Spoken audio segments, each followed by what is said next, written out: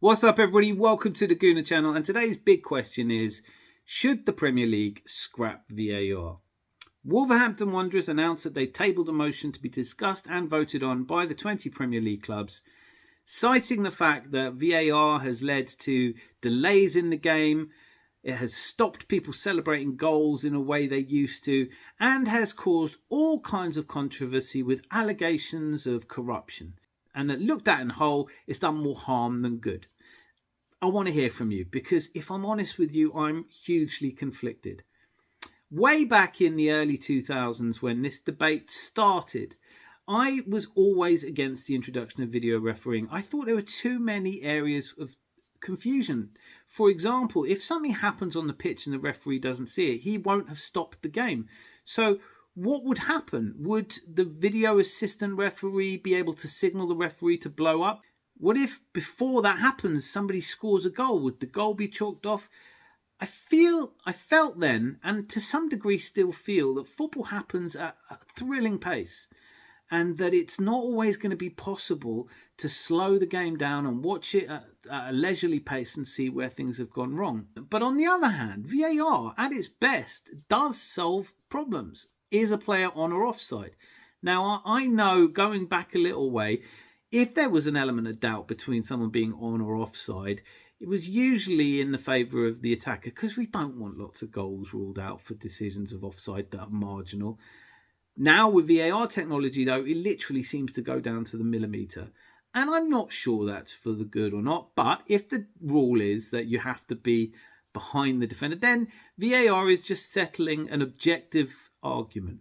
The reason that VAR has become so hugely unpopular, though, is that increasingly it's been asked to settle debates which are subjective. And here's a really good example of that. When Bukayo Saka is running through on goal and Manuel Neuer comes out and catches him, is it a penalty? Well, you can watch that video, and I can watch that video, and you may think that Manuel Neuer didn't concede a penalty, and I think he did. And we could watch that video 100 hours and still not agree. There are going to be times in football where it's not always a clear-cut decision. Was Kai Havertz's penalty recently where he sort of leaves his leg trailing? Is that a penalty? I didn't think it was at the time, but lots of people did. And to expect somebody sitting in an office miles away to know within a timely fashion whether or not that is a decision that should be given or not is not always possible. But is there a third way here? And I think this is where we're going to end up, if I'm honest. Because when the Premier League teams vote on it, it's unlikely they're going to go against the prevailing mood of world football. I mean, after all, when we watched the Champions League this season, we did see some VAR controversy, but nothing like we saw in the Premier League. None of the other countries using VAR seem to be struggling with it as much as we do. And one of the reasons for that is because we haven't adopted the automated VAR system that they have in Germany. In Germany, if there's a question over whether a player is on or offside, it's settled within 20 to 30 seconds typically, because the technology is there. If you're going to use it to determine whether Doku's foot into a player in the area is a penalty or not, you're going to have disagreements. Now, I think that I've picked a deliberately less contentious side, because I think if you look at a freeze frame of Doku putting his foot in someone's chest anywhere on a pitch, that's usually a foul. And one of the things that I think is fueling all this is what Wolverhampton Wanderers talked about, which is that it introduces a question of corruption, because Akanji's offside for Man City. Man City don't seem to have struggled with VAR in a way that, well, Liverpool certainly have, Wolves certainly have, and I feel like we have as well. Because I'm talking about the Newcastle game and that goal that was allowed. But the biggest failing of VAR this season, after Luis Diaz's goal that should have stood, for me was the Bruno Guimaraes running up behind Jorginho and elbowing him in the back of the head. The VAR official who watched that said there wasn't enough force of contact. I don't think I could ever agree with that. I don't think I've ever seen a time where you can run up behind someone who's not looking at you, elbow them in the back of the head and get away with it because it was only the forearm, it wasn't actually the elbow. So when decisions like that are made, which come down to one or two officials in a distant part of the not on the pitch, not at the ground, then you wonder if we should be allowing these people to make those decisions. And when they get them wrong on video. They get them wrong forever, and they get them wrong in a way which is far less justifiable and far less excusable. But VAR is part of world football now. As I said, it is used in the Champions League. It is going to be used in the Euros. Watching the League Cup games this season has been great because it hasn't been there. But you know what will happen.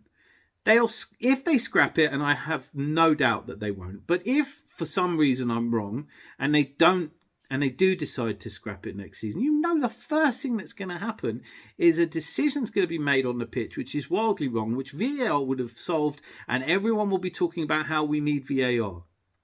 Typically, throughout human history, it's hard to put the genie back in the bottle. Technology, once it's out there and once you know it exists, you want to use it. And being stopped or prevented from using it doesn't make any sense.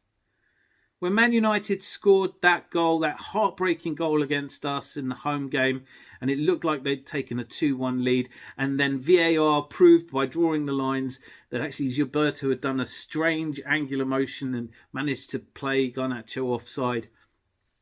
That was an objective truth. Now, I know Ten Hag did one of his press conferences where he's away with the fairies, that lad, isn't he? I mean, talking about how the lines were drawn in the wrong place, and that's just not how it works. And it's a new technology. So, of course, the way you use it has to be adapted and evolved. But I think the reality is that we should be looking at ways to improve it, perhaps by paring it back, perhaps by scaling it down. Perhaps this is just a normal evolution of a new technology. This season, it seems to have gotten a bit better, at least, from a point where around that Liverpool, around the Newcastle, when Arteta came out and talked about the disgrace, it seemed like something we were talking about every single week. And for some clubs, it has been something that's been talked about every single week. Penalties not given. There were clear penalties, Newcastle, Man United. It has been a consistent thing.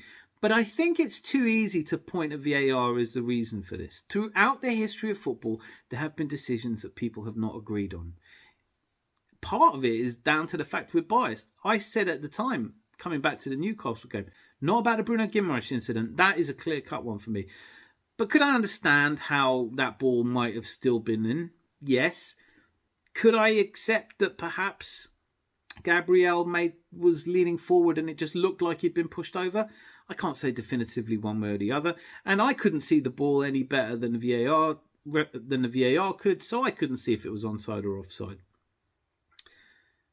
But VAR, if we scale it back a little bit and stop asking people to make decisions on what are subjective issues, if we allow that there are going to be some mistakes and we allow the on-field referee to have more sway, if we don't expect everything to be analysed, I mean, just to pause a second, one of the things that I have found baffling about VAR is how infrequently the referee is asked to go and look at something. We know that when the referee does go and look at it, you almost always know what they're going to say when they see it slowed down. VAR, I think, is here to stay, but we do need to have a bloody good think about how we're using it. As much as it's difficult to comprehend some of the decisions, you know as well as I do that as soon as it's not there, you're going to be calling for it. As much as people always talk about the fact that goals scored, you can't celebrate them as well, be honest. When a goal goes in against you, aren't you desperately waiting to see if there's any reason VAR could rule it offside? Don't you think you'd miss that to some degree?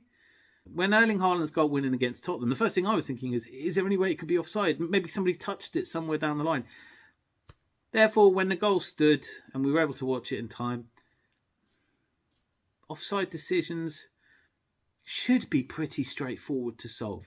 If we just use VAR for the objective, factual decisions, if we put cameras down the line so we know when a ball is on or off the pitch, if VAR is only called upon if the referee asks for it, or if there has been something that the VAR officials think he should have a look at that he might have missed, then perhaps we can get to a situation where it works as well as it does in countries like Germany.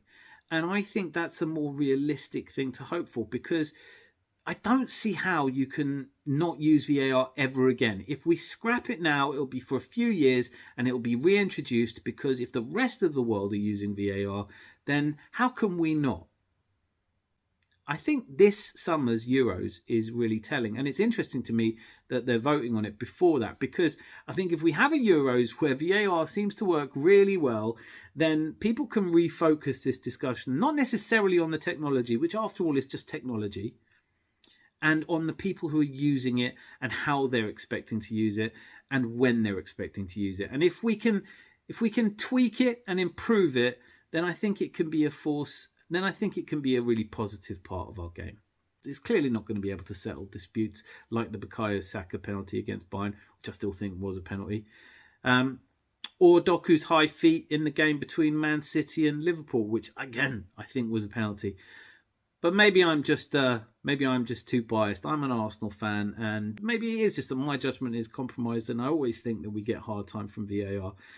But let me know in the comments how you feel, and if you haven't yet, this is a brilliant time to click like. I don't ask at the beginning of videos. So let's get this going. I want to hear from you. I'm going to run a poll. VAR, A, scrap, B, keep, or C, and I think C is going to be popular, keep it but improve it.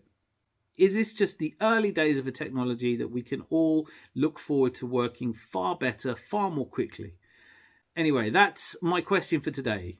VAR, in, out, or improve? And let me know if you do think there's some corruption going on here. But I would just temper that conversation by saying that long before VAR, there were accusations that some teams got more decisions than others. Man United's number of penalties they got given at Old Trafford. Fergie time. Little things like that always exist when one team is far better than the other. And so I kind of think in my heart of hearts that this conversation around Man City not getting so many decisions against them, it's probably just how it feels rather than reality. I don't have any hard and fast statistics on it. But let me know if you are a conspiracy-minded person. I always want to hear from you. Anyway, that's been a question for today. VAR, keep, scrap, improve, discuss. Till I see you again. Be lucky. Lots of love.